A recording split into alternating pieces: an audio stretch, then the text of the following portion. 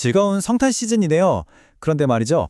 우리가 매년 당연하게 여기는 이 반짝이는 불빛과 캐럴 뒤에 우리가 아는 것과는 전혀 다른 이야기가 숨어 있다면 어떨까요? 지금부터 크리스마스에 대한 조금은 낯선 이야기를 시작해볼까 합니다. 우리가 아는 크리스마스. 근데 성경은 혹시 다른 이야기를 하고 있는 건 아닐까요? 지금부터 이 세계적인 명절에 대한 우리의 상식에 도전하는 아주 흥미로운 관점을 함께 살펴보겠습니다. 첫 번째, 성탄절에 대한 당연하지 않은 질문입니다. 자, 우리가 지금 즐기는 이 크리스마스 있잖아요. 이게 과연 성경에서 말하는 것과 같은 의미일지 익숙한 것부터 한번 짚어보죠. 네, 대부분 그렇죠. 크리스마스 하면 예수님 생일 이렇게 딱 떠올리잖아요. 축하하고 기뻐하고. 근데요, 이 익숙한 생각, 바로 그 너머를 살짝 들여다보면요. 와, 완전히 새로운 그림이 보이기 시작합니다. 두 번째 이야기, 12월 25일의 진짜 얼굴입니다. 이 이야기의 시작은 바로 그 날짜, 12월 25일에서부터 출발해야 해요. 과연 이 날짜에 어떤 비밀이 숨어 있을까요? 이게 정말 놀라운데요. 12월 25일의 기원을 쭉 거슬러 올라가 보니까 기독교가 아니에요. 고대 로마의 축제에서 시작되더라고요. 당시 로마 사람들은 이맘때쯤에 농업의 신을 위한 사투르날리아 축제도 하고 또 정복되지 않는 태양신의 탄생일도 기념했거든요. 근데 이게 단순한 우연이 아니라 사실은 어떤 정치적인 결정이었다, 이런 주장이 있는 거죠. 네, 바로 이 지점이에요. 그러니까 4세기의 로마 교회가 일종의 선택을 한 거죠. 역사적인 정확성보다는 대중성을 택한 거예요. 아, 사람들이 이날에 원래 축제를 하니까 이날을 예수님 탄생일을 하자. 이렇게요. 이미 익숙한 이교도 축제일에 예수님의 탄생이라는 의미를 살짝 더 씌워서 기독교를 좀 더 쉽게 퍼뜨리려고 했던, 뭐랄까, 일종의 문화적, 정치적 전략이었다고 볼 수 있는 거죠. 세 번째, 성경이 말하는 왕의 생일입니다. 자, 그렇다면 만약에 12월 25일이 이교도적인 뿌리를 갖고 있다면 그럼 성경 자체는 이 생일, 특히 왕의 생일을 기념하는 것에 대해서 과연 뭐라고 말하고 있을까요? 여기서 아주 중요한 문화적 차이가 딱 드러나는데요. 구약 성경을 한번 쭉 보세요. 우리가 아는 아브라함, 다윗, 솔로몬 이런 위대한 인물들 중에 자기 생일 파티를 했다는 기록이 단 한 번도 없어요. 왜냐하면 생일을 챙기는 건 당시 이스라엘의 전통이 아니라 주변 다른 나라들의 문화, 그러니까 이발의 관습이었던 거죠. 심지어 더 나아가서요. 성령의 왕의 생일 잔치가 등장하긴 하는데 이게 분위기가 전혀 좋지가 않아요. 기쁨이 아니라 죽음이랑 연결되거든요. 예를 들어 이집트 파라오의 생일 잔치에서는 떡 굽는 관원장이 처형당했고요. 또 신약에서는 헤롯 왕의 생일 잔치에서 세례 요한이 목숨을 잃었죠. 그러니까 축하해야 할 자리가 오히려 끔찍한 비극의 무대가 되어버린 거예요.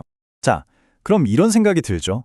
크리스마스, 그러니까 생일 축하라는 개념이 성경적인 게 아니라면 우리는 예수님이 이 땅에 오신 사건을 대체 어떻게 불러야 하고 또 어떻게 이해해야 할까요?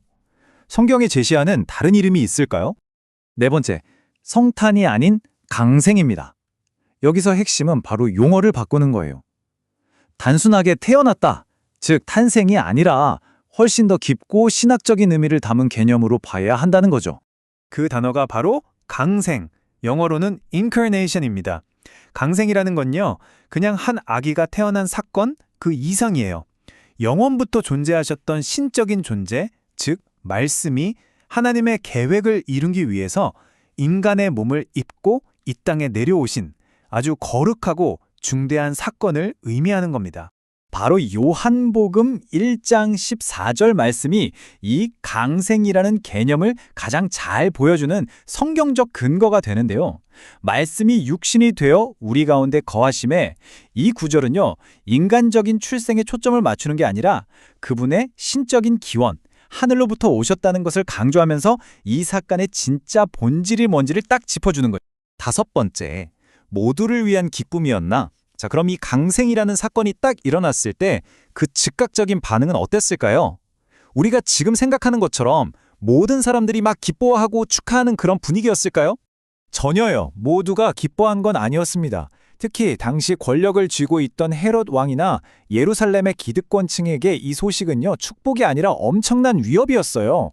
성경을 보면 헤롯 왕과 온 예루살렘이 듣고 소동했다, 이렇게 기록되어 있거든요. 그러니까 기쁨이 아니라 두려움과 혼란이 가득했던 거죠.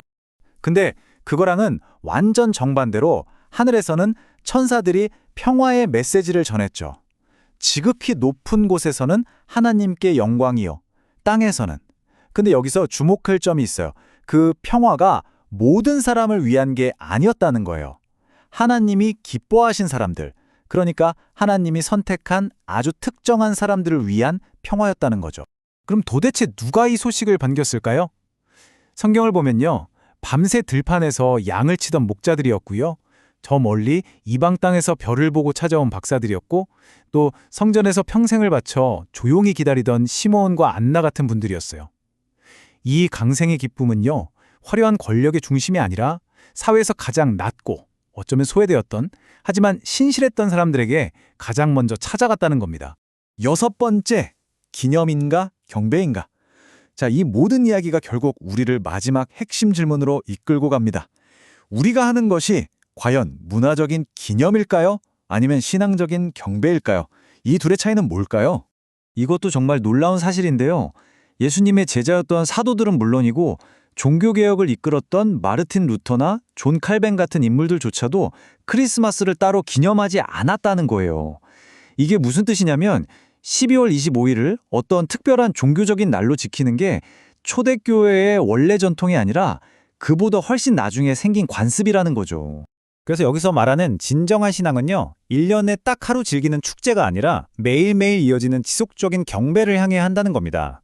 그러니까 첫째, 강생이 바로 구원의 시작점이라는 걸 이해하고, 둘째, 예수님께서 이 땅에 오신 목적, 즉 우리를 위해 죽기 위해 오셨다는 걸 기억하고, 마지막으로 이 강생과 십자가 그리고 부활까지 이어지는 이 전체 메시지를 단 하루가 아니라 매일의 삶 속에서 예배하는 것, 바로 이게 핵심이라는 거죠.